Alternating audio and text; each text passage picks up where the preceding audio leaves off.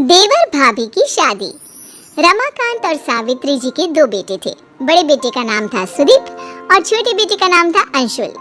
सुदीप की शादी हो चुकी थी और उसकी पत्नी का नाम था अनन्या। अंशुल दूसरे शहर में रहकर एक बड़ी कंपनी में नौकरी करता था। कुछ दिनों के लिए अंशुल जब अपने घर आया हुआ था। बहुत दिनों के बाद आए हो बेटा, जल्दी जल्दी छुट्टियां ले लिया करो।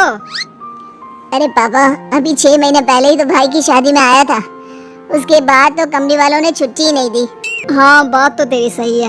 मेरी शादी के बाद तो तू अब घर आया है। लेकिन भाई, आपकी शादी को भी तो सिर्फ 6 महीने ही हुए हैं। लगता है अब तुम्हारी भी शादी जल्दी करनी पड़ेगी। तुम भी तो सुदीप से सिर्फ 1 साल छोटे हो। जल्दी से तुम्हारे भी हाथ पीले कर देते हैं। अरे कैसी बात करती है मम्मी, अभी मुझे कुछ दिन नौकरी तो करने दो। देवर जी, आपकी भी शादी हो जाएगी तो मेरा मन लग जाएगा। देवरानी आ जाएगी घर में। अनन्या देवरानी आ भी जाएगी तो कौन सा यहाँ रहेगी, वो तो इसके साथ नौकरी पर जाएगी। हाँ मम्मी जी, वैसे बात तो आपकी बिल्कुल ठीक है। और फिर कुछ महीनों के बाद ऑफिस से लौटते वक्त सुदीप का एक्सीडेंट हो जाता है और उस एक्सीडेंट में उसकी मौत हो जाती है। ये क्या दुखों का पहाड़ टूट पड़ा। जवान बेटे की मौत हो गई। क्या करेंगे अब हम लोग। शादी को सिर्फ 8 महीने हुए हैं।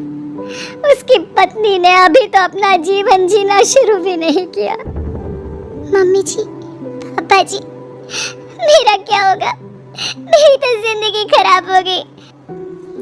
मैंने कभी सोचा भी नहीं था सुदीप मुझे इतना जल्दी छोड़कर चले जाएंगे। अरे बहू, सोचा तो किसी ने भी नहीं था। हम तुम्हारा दुख समझते हैं बेटा, लेकिन भगवान की मर्जी के आगे हम कुछ नहीं कर सकते। कितना अच्छा बेटा था मेरा। मैंने किसी का क्या बिगाड़ा था जो वो मुझे ऐसे छोड़कर चला गया।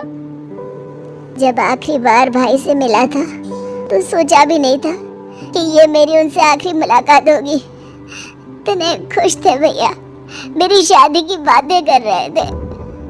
पूरा परिवार कुछ दिन इसी तरह दुखी रहता है। वक्त बीतता जाता है। सावित्री और रमाकांत जी महसूस करते हैं कि अनन्या काफी अकेली और दुखी रहने लगी थी। सावित्री, हमारी बहू की अभी उम्र ही क्या है, सिर्फ 25 साल, और उसके चेहरे की उदासी देखो। उसे इस तरह देखकर मुझे बिल्कुल अच्छा नहीं लगता। आप ठीक कहते हैं, अनन्या बहुत रोती है और उसका अकेलापन मुझसे भी नहीं देखा जाता। एक बात कहूँ सावित्री, क्या हमें अपनी बहू की दूसरी शादी करवा देनी चाहिए? अरे लेकिन समाज वाले क्या कहेंगे कि हम अपनी विधवा बहू की शादी करवा रहे हैं। अरे लेकिन उसकी उम्र तो देखो, सिर्फ 25 साल की है। पूरी जिंदगी कैसे कटेगी सावित्री, कैसे रहेगी वो? मैं सब समझती हूँ जी, लेकिन पहले हमें खुद अनन्या से बात करनी होगी कि वो इस बात के लिए तैयार है या नहीं। उसके बाद ही हम कुछ कर सकते हैं। मुझे तो लगता है कि हमें अंशुल से भी इस बारे में बातचीत करनी चाहिए। उसका क्या ख्याल है, जरा पता तो करें। सावित्री और रमाकांत अंशुल को अपने पास बुलाते हैं। अंशुल बेटा, तुम तो जानते हो सुदीप के जाने के बाद अनन्या की कैसी हालत हो गई है। तुम्हारा इस बारे में क्या ख्याल है? पापा, मुझे लगता है हमें भाभी की दूसरी शादी करवा देनी चाहिए। जब अंशुल भी कह रहा है तो ठीक है, हम अनन्या की शादी करवा देते हैं। वो खुश रहेगी तो हमें भी अच्छा लगेगा। रमाकांत और सावित्री अनन्या के लिए लड़का ढूंढते हैं, लेकिन अनन्या के विधवा होने की वजह से कभी उन्हें बहुत ज्यादा उम्र का लड़का मिलता तो कभी कोई अच्छा लड़का मिलता ही नहीं। इस बात से रमाकांत और सावित्री अच्छे खासे परेशान हो जाते हैं। मम्मी जी, पापा जी, आप मेरे लिए बेकार में ही परेशान हो रहे हैं। मैं बिना किसी शिकायत के अपनी पूरी जिंदगी ऐसे ही निकाल लूंगी। कोई परेशानी नहीं होगी।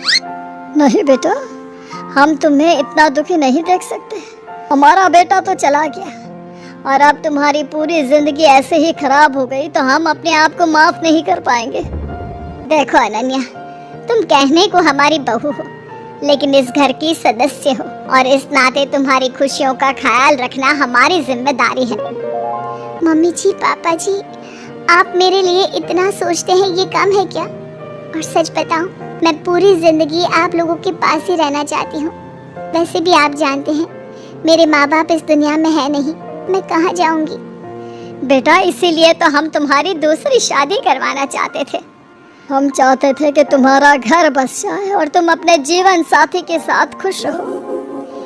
लेकिन आपने देखा ना पापा जी, कितनी कोशिश भी की मेरी शादी करवाने की। एक बार विधवा हो जाने के बाद कोई भी अच्छा लड़का एक लड़की को अपनाने के लिए तैयार नहीं होता। हम तुम्हारे लिए लड़का ढूंढने की कोशिश करते रहेंगे बेटा, कोई ना कोई मिल ही जाएगा। नहीं पापा जी, बहुत मुश्किल है, इतना आसान नहीं होता। आप हमारे समाज को जानते हैं, एक लड़की के विधवा हो जाने पर उससे दोबारा शादी करने को कोई तैयार नहीं होता। मैं जानती हूँ लोग मेरे बारे में क्या बात करते हैं। रिश्तेदार, अड़ोस पड़ोस के लोगों को बात करते हुए सुना है मैंने। सब कहते हैं कि 1 साल के अंदर ही मैं अपने पति को खा गई। मेरे आते ही आपके बेटे और मेरे पति की मौत हो गई। नहीं नहीं भाभी, ऐसा नहीं कहते। भैया की मौत में आपका कोई हाथ नहीं, ये तो सब भगवान की मर्जी है। अरे वो पति थे आपके, भला आप उनके साथ कुछ भी गलत कैसे कर सकती है? अंशुल ठीक कह रहा है बेटा, हमने अपना बेटा खोया है। हमें कितनी तकलीफ है हम किसी को बता नहीं सकते, लेकिन उसकी मौत के लिए तुम्हें भी जिम्मेदार नहीं ठहरा सकते। मम्मी जी, आप नहीं कहते ये मैं जानती हूँ, लेकिन सारी दुनिया तो यही कहती है। ऐसे में कौन करेगा मुझसे शादी? कोई नहीं करेगा मम्मी जी, सारी दुनिया मुझे मनहूस समझती है। मैं करूँगा आपसे शादी, मैं आपको हमेशा इसी घर में रखूँगा। आप इस घर में रहना चाहती है ना, मम्मी पापा के साथ, हमारे साथ? ठीक है, मैं आपसे शादी करूँगा भाभी। अरे ये तुम क्या कह रहे हो अंशुल? तुम अपने बड़े भाई की विधवा के साथ शादी करोगे? बेटा तुमने ये फैसला सोच समझ कर तो लिया है ना? अरे कैसी बात कर रहे हैं आप? अपने बेटे को रोकने की बजाय उससे पूछ रहे हैं कि फैसला सोच समझ कर लिया है।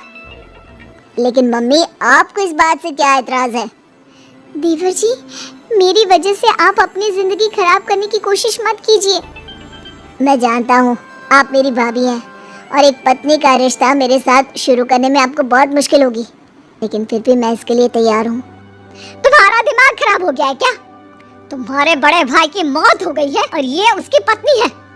उसके साथ शादी करके तुम चाहते हो कि घर में फिर से कुछ गलत हो जाए? देखा मम्मी, सारी दुनिया गलत तो नहीं कहती। जब हमारी खुद की सोच ही ऐसी है तो हम दूसरों को क्या समझाएंगे? सावित्री, अंशुल ठीक ही तो कह रहा है। हमें अनन्या जैसी बहू कहाँ मिलेगी? वो हमें समझती है, हम उसे समझते हैं।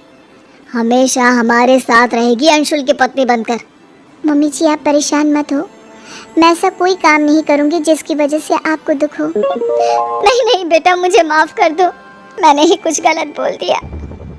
अंशुल ठीक कह रहा है, तुम हमारे घर में बहू बनकर आई थी और अब हमेशा के लिए बहू बनकर ही रहोगी। इससे अच्छी बात और क्या हो सकती है? देखिए भाभी, आपको जितना वक्त चाहिए आप ले लीजिए। हमारा रिश्ता थोड़ा अलग है, लेकिन धीरे धीरे सब कुछ ठीक हो जाएगा। रमाकांत और सावित्री जी अंशुल और अनन्या की शादी करवा देते हैं और इस तरह से एक देवर अपनी भाभी से शादी करके कम उम्र में विधवा हुई अपनी भाभी की जिंदगी को फिर से खुशियों से भर देता है। Hey kids, Fun for Kids TV को सब्सक्राइब करो और बेल आइकन दबाकर सब नोटिफिकेशंस ऑन कर लो, ताकि जब भी नई मज़ेदार वीडियो आए वो सबसे पहले आप तक पहुंचे। धन्यवाद और मस्त रहो।